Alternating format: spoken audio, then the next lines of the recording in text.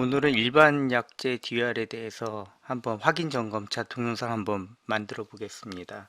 지난번에 외래 접수, 보험 접수에서 일반 약이 DR이 되는 건 확인을 해드렸고요.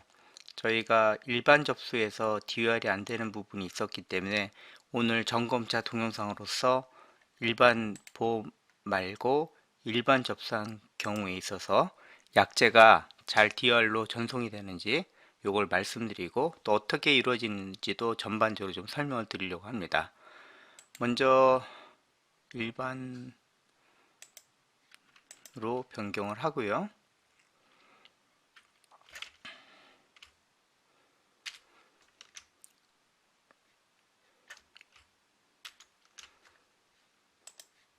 여기서 일반 환자에서 약제를 만약에 DUR로 전송을 하고자 할 때는 두 가지 조건이 있어요. 일반 약제 정보에 가셔서 드럭 인포나 이런 데 보면 이 약제의 보험 코드하고 성분 코드를 확인하셔야 되고요. 각각 보험 코드하고 여기 나와 있는 성분 코드가 이 약제의 기초 정보, 약제를 누르셔서 처방 코드를 누르시면 저희 기초 코드에 이 약제의 등록 코드가 있을 겁니다. 여기에 아래쪽에 보면 청구 코드가 있고요. 그 다음에 주성분 코드가 있는데 이게 모두 맞아야 됩니다.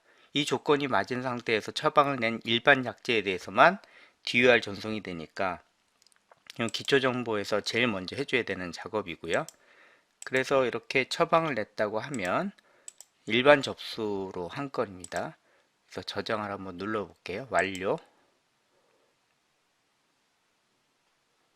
네, 그럼 완료 넘어가고요.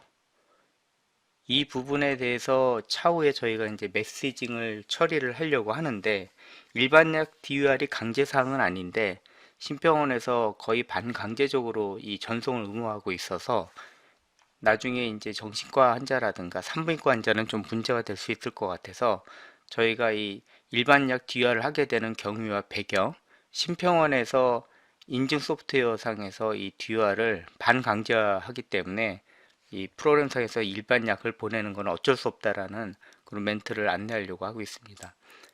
그 멘트가 없으면 사실 이 약제가 DUR로 넘어갔다는 걸 모르고요. 이게 전송이 잘 됐는지 확인할 수 있는 유일한 방법은 신병원 포털에 들어가셔서 요양기관 업무 포털이 있고요.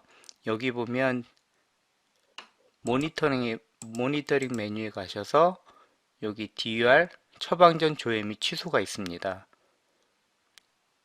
그래서 여기를 클릭하시고 오늘 날짜 처방 조제 일자를 일단 오늘로 한정을 해서 조회를 누르시면 이렇게 DUR로 넘어간 리스트가 보이고요. 여기 보면 주민등록번호하고 그 다음에 처방전 교부번호, 조제일자, 처방일자죠. 처방조제일자, 생성일시로 확인할 수가 있고요. 지금 보면 마지막 날짜로 보면 6월 13일, 그리고 지금 8시 46분에 전송된 걸 볼 수가 있죠.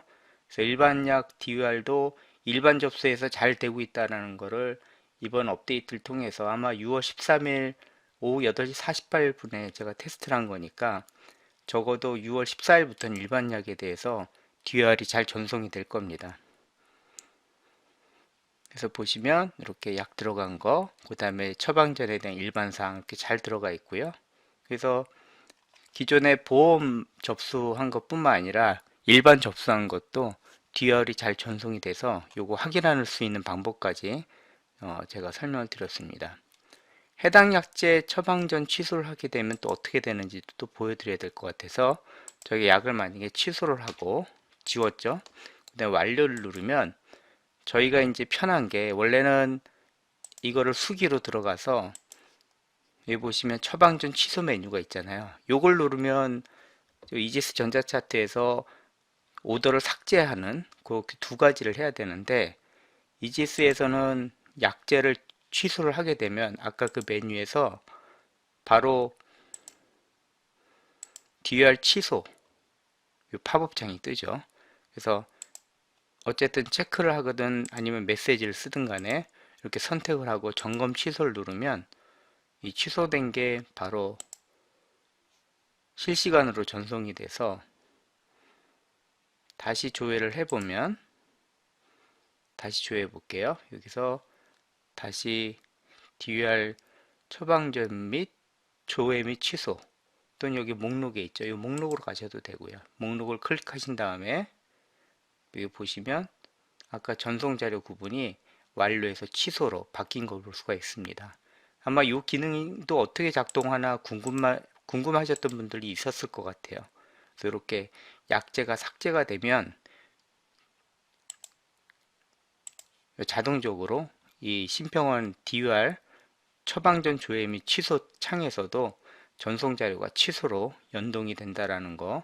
그래서 약제 삭제 후 DUR에서 안 지워질까봐 좀 걱정했던 분들도 있는데, 이런 로직으로 DUR 전송과 취소가 연계된다는 거, 요거를 말씀을 드렸습니다. 그래서 내일부터는 결론적으로는 보험약이든 또는 일반 접수를 한 일반 약이든 DUR이 된다라는 거.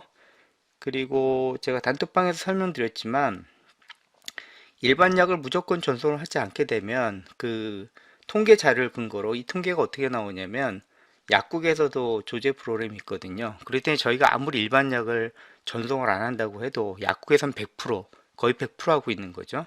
유한기한 소프트웨어 규정상 아마 약국 프로그램을 훨씬 더 강하게 규제해서 아마 일반 약 전송은 의무화를 했을 겁니다. 그 일반 약 전송 옵션을 예전처럼 아마 그 옵션을 하게 되면 인증을 안 해준다는 얘기도 들었어요. 그 때문에 저희가 환자나 의사는 모르게 DUR 정보가 다 사실은 신평으로 넘어가고 있습니다.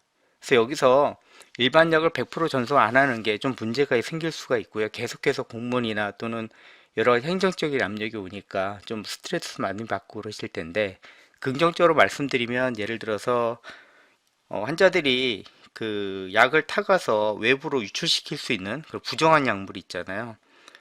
보통은 이제 저희가 일반적으로 처방할 수 있는 게 발기부전제나 또 뭐가 있을까요? 사오피임제. 그래서 심지어 이런 약들도 약국에서 자기가 복용할 목적이 아닌 상태에서 타서 외부로 유출시키는 환자가 있다고 들었어요. 또 하나는 이제 남의 타인 명의 도용이죠. 그래서 그런 것들을 잡아낼 수가 있기 때문에 상습범들이라든가 약을 실제 복용 목적이 아닌 악의적인 방법으로 약을 구매하고자 하는 환자들한테는 저희가 DR로 조금 부족하지만 걸러낼 수 있는 그런 방법도 있으니까, 몇 가지 예를 들어서 비만약이라든가 사후피임제 그리고 발기부전제 등에 대해서는 아까처럼 기초 코드에서 보험 코드하고 그 다음에 성분 코드를 등록해서 일반약으로 전송하게끔 해서 다만 몇 %라도 전송을 하셨으면 좋겠습니다. 그래서 일반약 DUR에 대해서는 일단 이렇게 작동하는 거랑 이렇게 전송이 된다는 걸 좀 아시고, 전송 여부는 항상